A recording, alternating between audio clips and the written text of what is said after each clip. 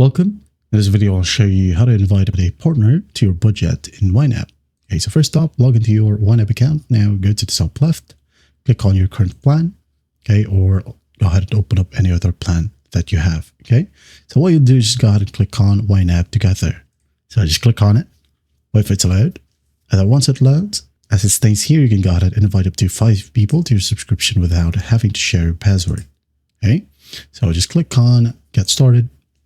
And in here, click on Invite Member, give it a name, for example, my wife. And then I'm going to go ahead and add in her email. And then once that's done, just go ahead and select the plan that you wanted to share. Then after that, just click on Invite right here.